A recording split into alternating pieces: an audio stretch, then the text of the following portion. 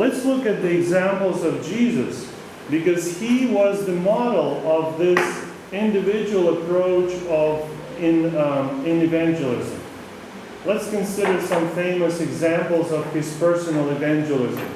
Nicodemus, the Samaritan woman, the rich young ruler. We can at least conclude that he was not using, for example, 4 spiritual laws, and in every case he gave the same presentation, or evangelism explosion, or something like that. We see that he has totally, it seems that he has a very different, he talks about different things. With Nicodemus, he talks about his need to be born again. And by the way, this is the only case in the Bible where this topic is mentioned. We tend to, make it a priority, but this is the only case when Jesus uses this approach, or it's mentioned in evangelism. Maybe it was because Nicodemus was, a very educated theologian, and he had a high status socially. So for him, it was necessary to understand that he could not rely on any of this background, knowledge, status, but he had to, forget about all of that and realize his need, and that salvation is only given by God as a gift, and that's just like being born again. What about the woman at the well? By the way, the painting is by a Russian artist of the 19th century, kind of quite famous.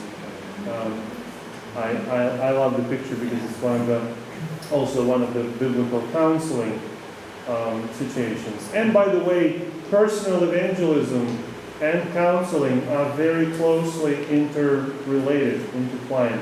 I plan to email all of you a small, very interesting article about that called Evangelism Implosion.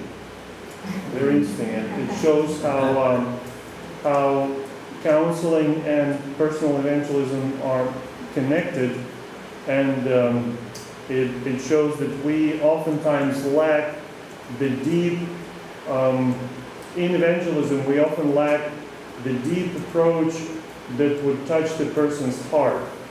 But Jesus did not lack that.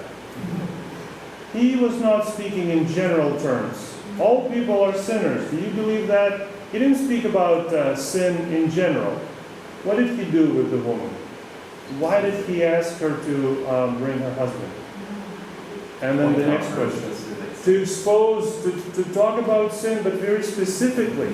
He delicately, but very straightforwardly pointed at her specific sin. He showed her what she really relied on. Instead of God, she relied on the relationship with men, and she probably believed that this would make her happy.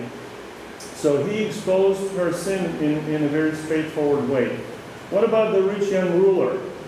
This is probably the strongest example of evangelism, and a very different way, different from our modern Protestant methods.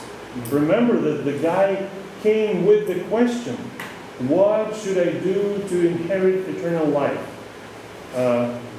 We Protestants today tend to, run around looking for people and try to, catch them in the streets or knock on their doors.